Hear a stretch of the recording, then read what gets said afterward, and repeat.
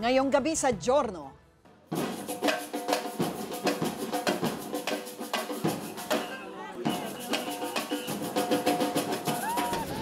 Ang ipinagkait sa iyong tangkad, pwede na ngayong makamit sa tulong ng isang operasyon. Kilalanin ng mga taong nakinabang sa leg lengthening procedure na isinasagawa na ngayon sa ating bansa. So pwede mo siyang i-manipulate, ibaluktot, i-twist, i-mold mo siya. Kunwari, yung mga sakang, hahatakin mong ganyan. At dahil nga sakang, pwede mong unti-unting i-bend to straighten the bone. Saan nga ba nag-uugat ang phobia ng mga estudyanteng Pinoy sa mga subject na math at science? Kaya po ako natatakot sa math and science kasi po mahirap po ang kanilang subject. Iniintindi ko naman po kaso pagka yung hindi ko po maintindihan, parang natutulala na lang po ako. Tumataginting na 1 milyong pisong cash prize ang naghihintay sa magwawagi sa nalalapit na pill pop. Ito na kaya ang bubuhay sa naghihingalong industriya ng OPM. Is anyone coming to that show? Unang-una, talagang natatabunan tayo ng foreign sound. So ang nangyayari, pati radio, sakay na sakay sa foreign sound. So kung local artist ka at gusto mo matugtog sa radyo, kailangan yung tunog mo, tunog radyo pa rin, which means tunog foreign. And of course, there's the scourge of piracy. Nobody wants to buy anything because they think they can get it in YouTube. Himayin natin ang iba't ibang issue at timbangin ang iba't ibang perspektibo. Ako po si Lucy Cruz Valdez, ang inyong Giorno. Nakakita ka ng NPA ngayon, papatayin mo pa siya.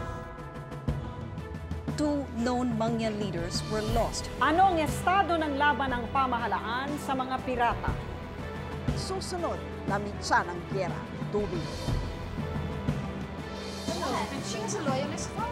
Ano ang tunay na kalagayan ng Philippine Labor Force?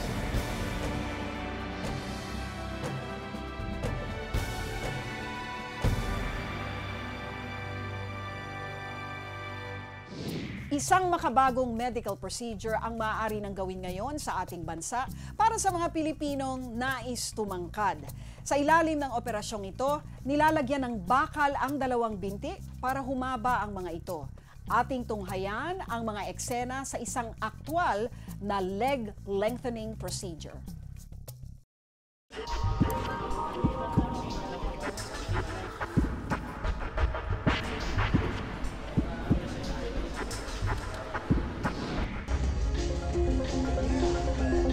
May bentahe ang pagiging matangkad.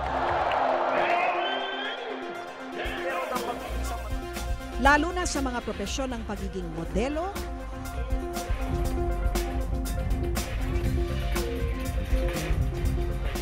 basketbolista, at pag-aartista. Isa itong kalamangan kung hindi man pangangailangan. Ngunit hindi lahat ng tao ay pinanganak na may ganitong katangian.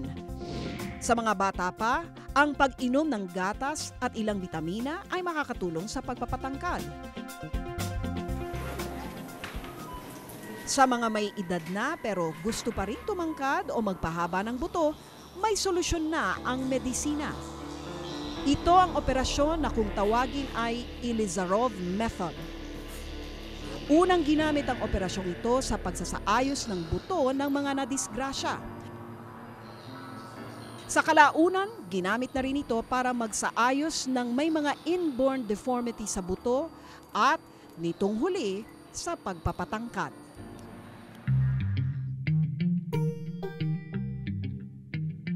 Sa taas na 5'7", may tuturing na pangkaraniwan sa mga Pilipino ang taas ni Herbert Chavez. Sa kagustuhan niyang maging kamukha ang kanyang idolong si Superman, plano niyang sumailalim sa Ilizarov Operation.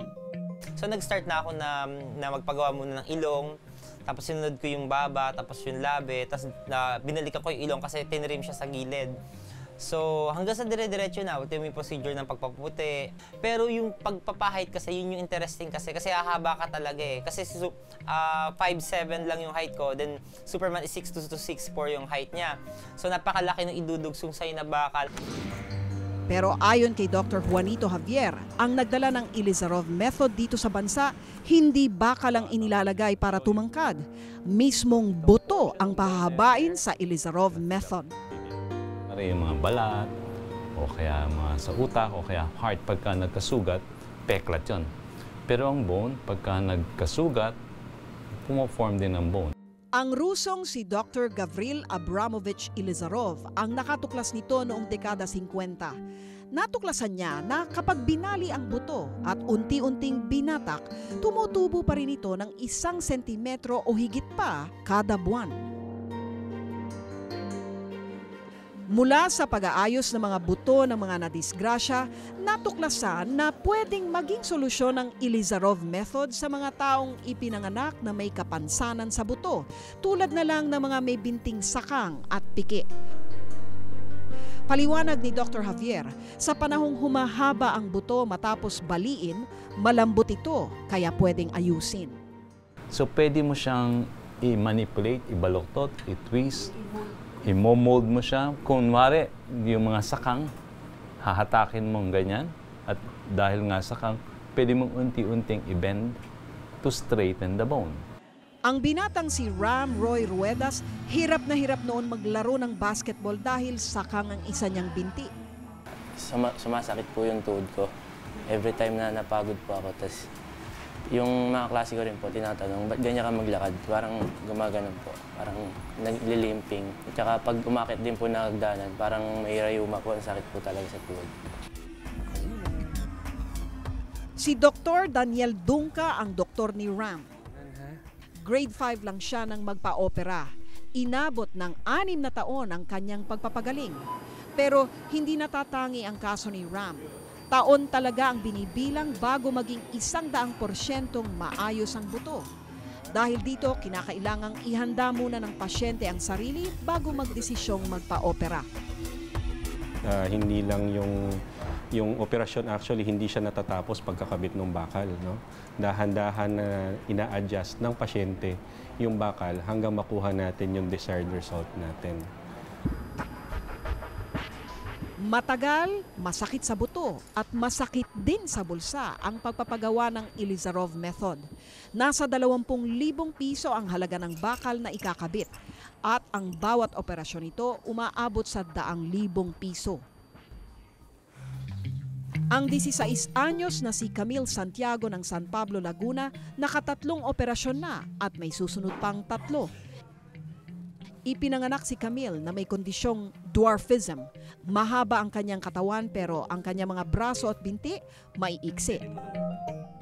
Nasasaktan kami bilang mga magulang niya kapag may mga tao na nakatingin iniusyoso kung saan kami pumupunta.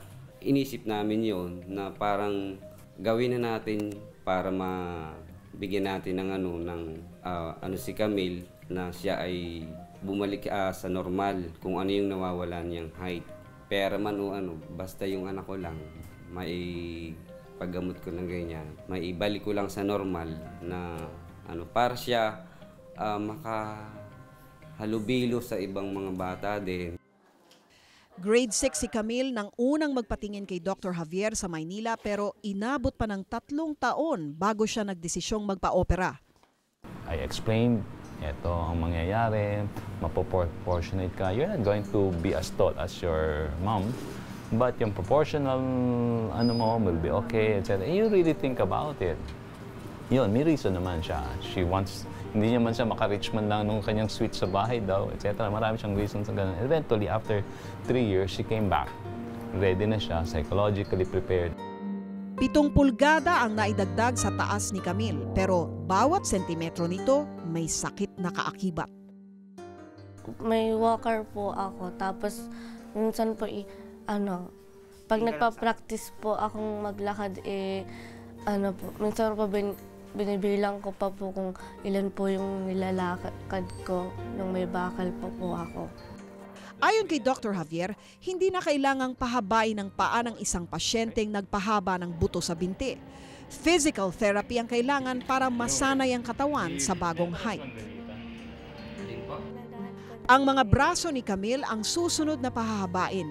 Pero kahit hindi pa kumpleto ang kanyang pagpapatangkad, nagagawa na ni Camille ang mga gawaing bahay na dati ay napakahirap gawin para sa kanya. Ang tagal ng recovery period na mga sumasailalim sa Ilizarov method ang isa sa mga dahilan kung bakit hindi sang-ayon si Dr. Javier na gawin ito sa mga taong wala namang karamdaman tulad ni Herbert. Pure cosmetic reason. The moment na malaman nila na may pins na nakatusok, may scar sa labas, most likely they will say no. So kung vanity lang ang reason, hindi siya good reason to do the surgery kasi una, ang haba ng operasyon. Dito sa Pilipinas, hindi ginagawa ang Ilizarov method para sa mga dahilan lang ng kosmetiko. Napabalitang sa bansang China, malaya itong isinasagawa. Pero noong taong 2006, ipinagbawal na rin ito ng pamahalaan doon. Alam ni Herbert na hindi pwedeng isagawa ang kanyang pagpapatangkad dito, kaya pinag-iipunan na niya ang pondo para ipagawa ito sa ibang bansa. Kung history kasi, kumbaga nagawa ko na rin na kahit pa nagkaroon ng Filipino na Superman, siguro mas mabigat kung, 'di ba, magkaroon talaga na first Filipino na in-opera for that. Para ka na rin yung astronaut, 'di ba? Parang first man, yung first Filipino na nagkaroon ng procedure sa leg extension.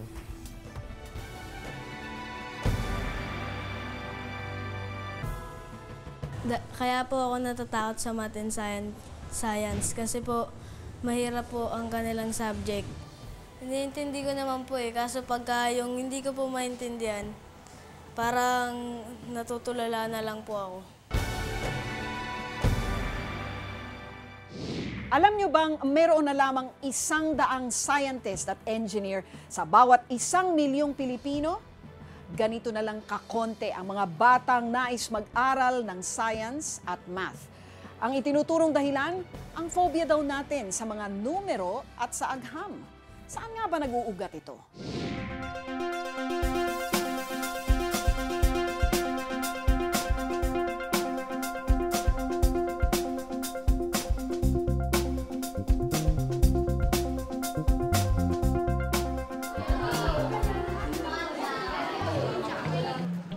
Urong-sulong ang 15 anyos na si Ramon Balduesa na pumasok sa unang araw ng kanyang klase. Sa mahigit 6,000 mag-aaral ng Justice Muñoz Palma High School sa Payatas kung saan siya pumapasok, si Ramon lang yata ang nangingiming pumasok sa silid-aralan. Bangungot kay Ramon na kailangan niyang muling harapin ang mga subject na mathematics at science. Kaya po ako natatakot sa math and science kasi po mahirap po ang kanilang subject. Iniintindi ko naman po kaso pagka yung hindi ko po maintindihan, parang natutulala na lang po ako. Palakol lahat ang mga grado ni Ramon. Pasang-awa sa math, 74 naman sa science. Kaya ang pangarap na tumungtong ng third year, tuluyan na rin nasira. Tanghali, second year, perseverance. Kinakabahan po kasi baka hindi masagot. Baka po kasi pagalitan, ganun, pinapalabas. Hindi nag-iisa si Ramon sa mga mag-aaral na Pinoy na may takot sa math at science. Ayon kay Dr. Paul Lee, isang psychiatrist, karaniwan na raw na kinatatakutan lalo na ng mga bata ang mga subject na ito. Unang-una, in a way mahirap kasi nga it's a perfect science. At meron yung tingin nila na pag science ang sinabi mo, yung magagaling lang nakakaintindi ng science.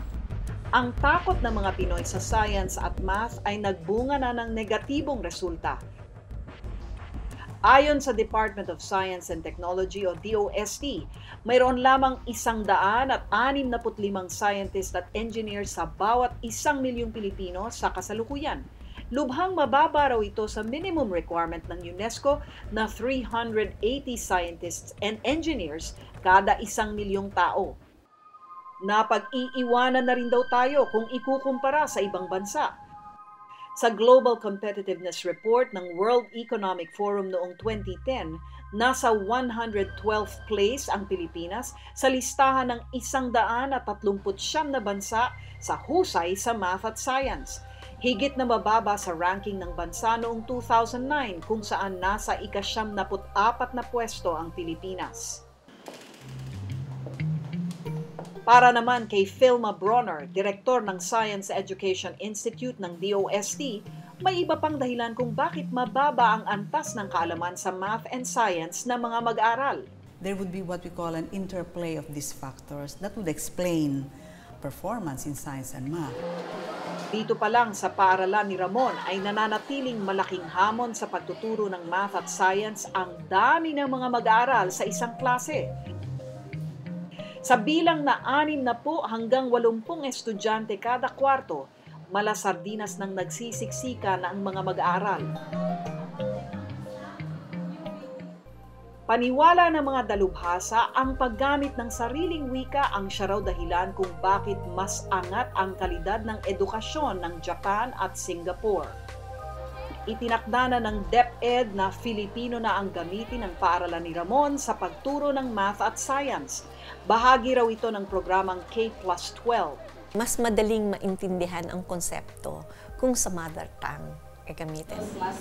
Sa harap ng mga reformang ito, umaasa ang DepEd na mas maeenganyong mag-aral ang mga bata at dahil dito, mas madali nilang matututunan kahit ang mga mahihirap na subjects tulad ng math at science.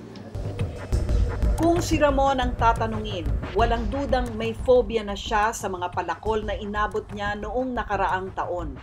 Pero umaasa siyang sa pagkakataong ito, magiging katuwang niya ang kanyang mga guro at paaralan sa pagharap sa hamong ito.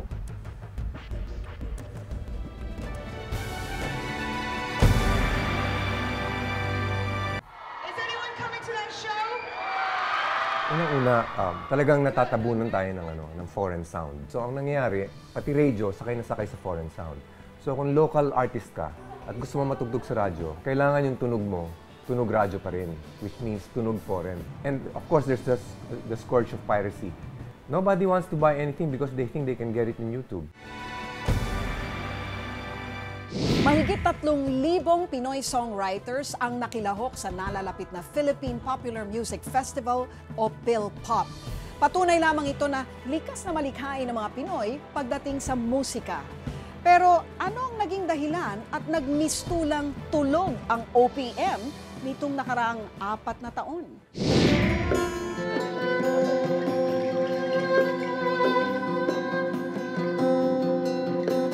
Di mahulugang karayom ang conspiracy bar sa gig ng singer na si Cynthia Alexander.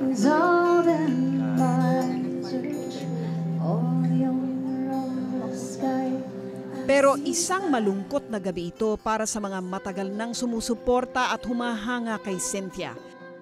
Ito na kasi ang huling gig ng kanilang idolo bago siya lumipad papuntang Amerika.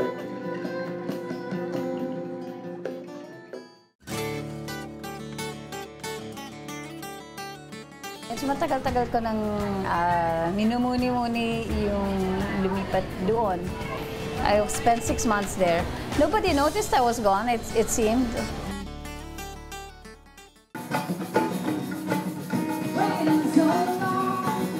Taong 1997 nang unang naglabas ng kanyang solo debut album na Insomnia and Other Lullabies, si Cynthia. Lahat ng kanta ni Cynthia original niyang komposisyon. Pinuri ito ng mga kritiko. Sinubukan ni Cynthia na lapitan ang mga recording company. And I brought my songs and kainitan noon ni Alanis Morissette. And so they said, "Oh, the music it sounds fresh. But can you sound like can you come back next week and bring us songs which sound like Alanis Morissette?" I didn't. I went home and I wrote a song on a milk can.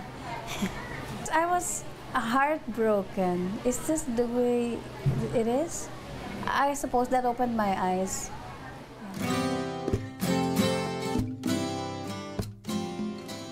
Pero sa kabila ng mga pagkilala na natamasa ni Cynthia, nanatiling malamlam ang kanyang karera.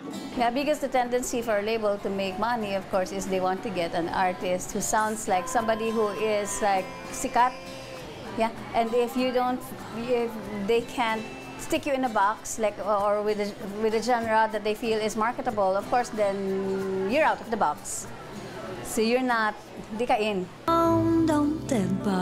Sa sarili niyang bulsa, humuhugot si Cynthia ng pampondo para sa kanyang mga album.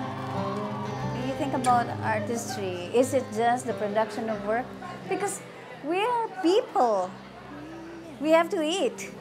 So when it becomes sustainable, that which you produce is also giving you enough back so that you can eat and maybe you can raise your family. Then I think that maybe somehow you sustain yourself. Pero pag hindi ka umabot sa point of sustainability, paano na?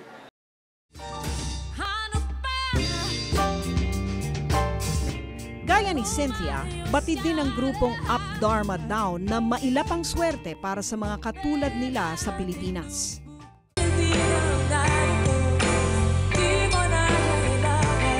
Dahil sa madalang na dating ng magandang oportunidad, di raw lubos na inaasahan ng grupo ang kanilang pagbabanda. Bukod sa pagkanta, may mga trabaho sina Army at Carlos. 3 taon ng sound editor si Carlos, ang gitarista ng banda. Nag-aaral naman sa UP ang bokalistang si Army. How will I pay for the bills, electricity, like that? You'll survive, but not the lifestyle of a typical person. Kung pagbabasihan kasi ang record sales ng OPM nitong mga nagdaang taon, matindi talaga ang paghina ng mga Pinoy sa musikang sariling atin. Noon lamang 2009, nasa 855,730,000 pesos pa ang kabuang benta ng mga music CDs at DVDs ng OPM sa bansa. Pero noong taong 2011, nasa 583,204,000 pesos na lamang ito.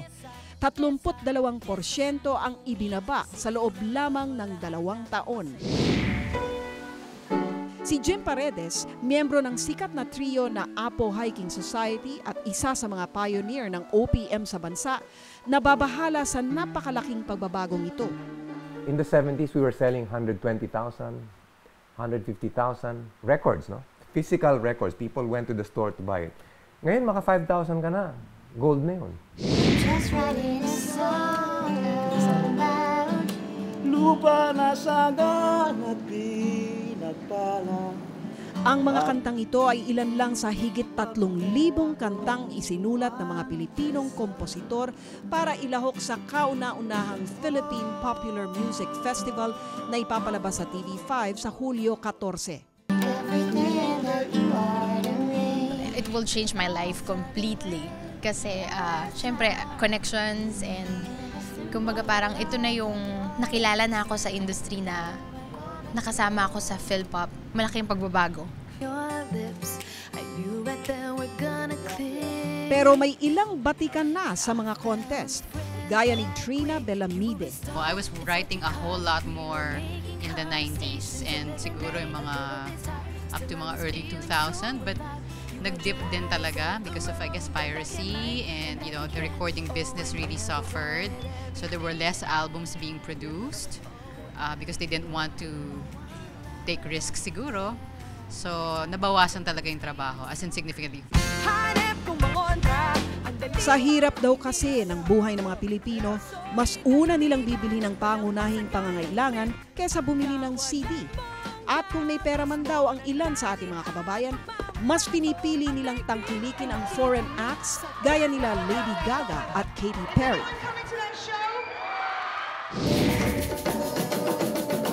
Bagamat nalulungkot ang mga tagapagtaguyod ng OPM sa pag-alis ni Cynthia Alexander, naniniwala silang kahit saan man siya makarating, ang pagpapalaganap pa rin sa ating musika ang hangad ni Cynthia.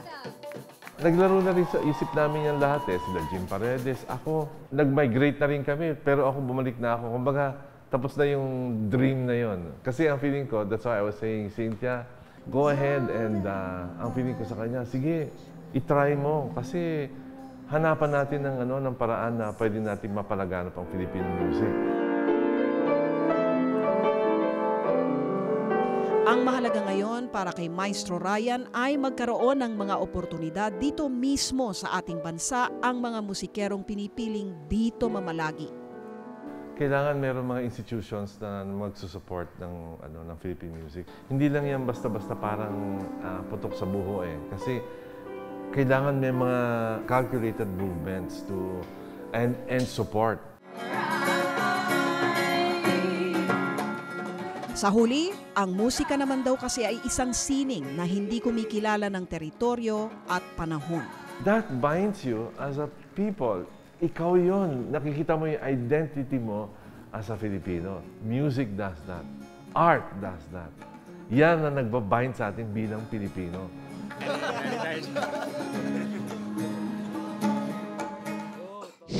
Sa larangan man ng medisina, musika o siyensya, kayang-kayang makipagsabayan ng mga Pinoy sa ibang mga lahi sa mundo. Kailangan lamang ay oportunidad, pagsisikap, at higit sa lahat, suporta ng kanyang mga kababayan. Hanggang sa susunod na Martes, ako po si Lucy Cruz Valdez, ang inyong John.